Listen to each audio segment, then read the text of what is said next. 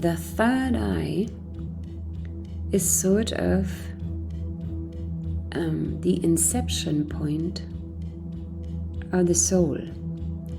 It is the first evolute of this manifestation within consciousness of an impulse to know something distinctly through ahankara, one focalized point of view. That's why at the third eye, when you look at all of the ancient depictions, these double strand of duality, this double strand of Ida and Pingala actually ends. And your soul has a distinct momentum to it. It is like a little microchip, actually, and it recreates what it actually already knows, what is on that microchip. And it is said that the soul needs so many lifetimes, actually, to even become interested in a spiritual life. And then it needs so many lifetimes to actually be interested in this final journey, in self-realization, in the shedding of all of what it has accumulated. And this third eye is such a distinct marker on the chakra journey, because I feel it is so instrumental for so many people that are deeply involved and committed actually to a spiritual path, where the soul, the intrinsic voice of the soul, the intrinsic vision of the soul, the intrinsic self-assumption actually of the soul is to be somehow here for a change in consciousness, for changing something within the level of consciousness on this planet. And so the soul comes here and has this distinct kind of microchip.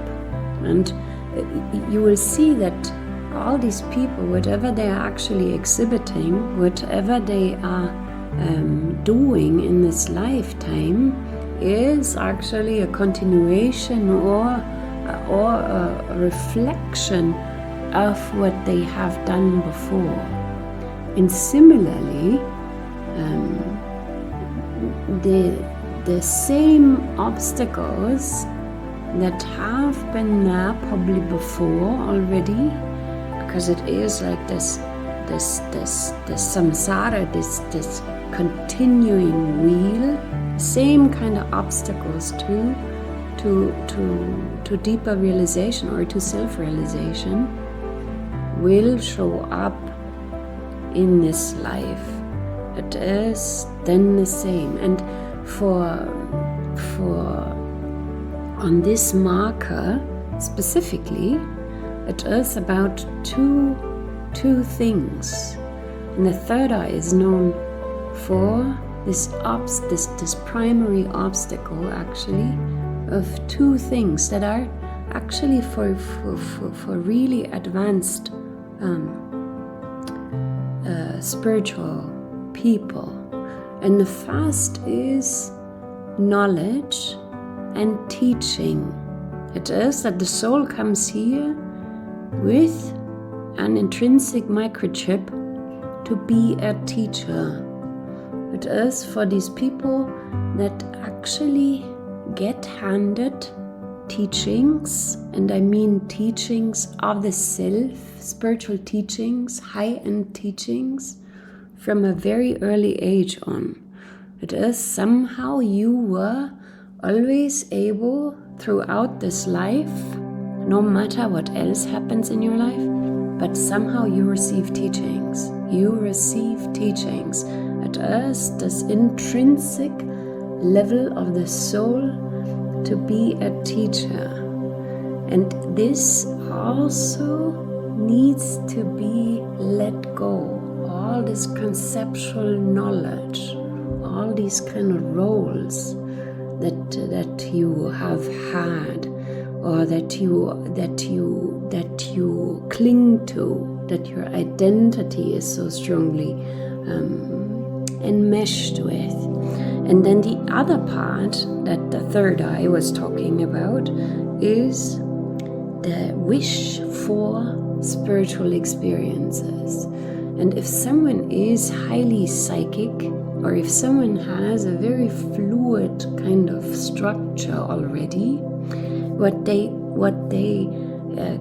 come to see oftentimes is that the form, like what comes through you, is always changing and shifting. You become aware that this you are on some level a channel, a vessel, a whatever, for distinct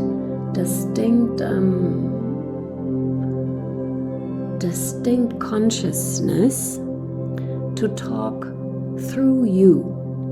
And you can become really enamored with that. This is then when people want to identify themselves as distinct soul aspects, or as distinct archetypes, as distinct kind of ideas.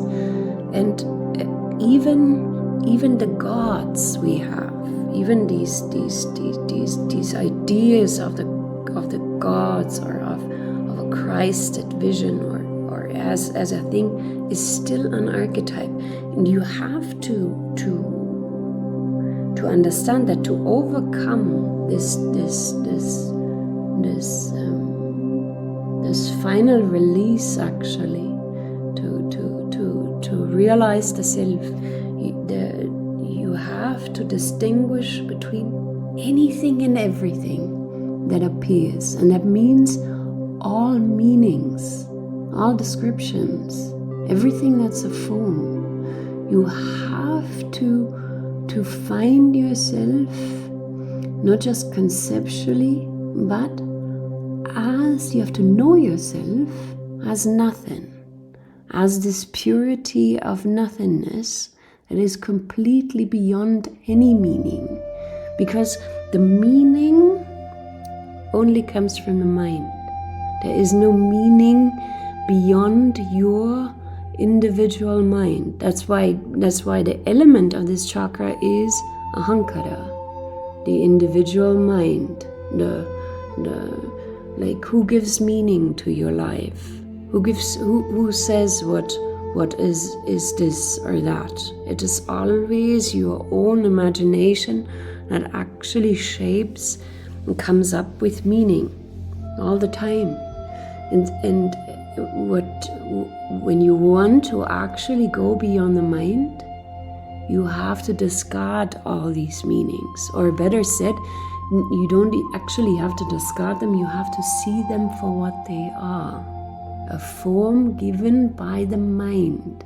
And you have to start seeing what you are, devoid of all these meanings.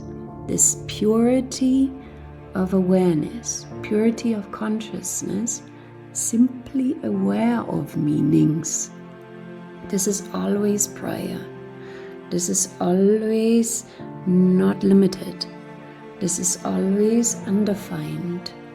This is always beyond any description or meanings that then are conjured up.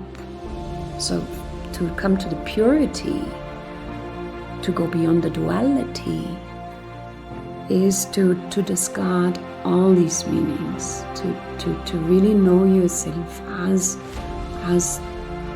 what cannot be described, and as this purity of awareness that is simply aware of, but doesn't need or is defined by these kind of meanings.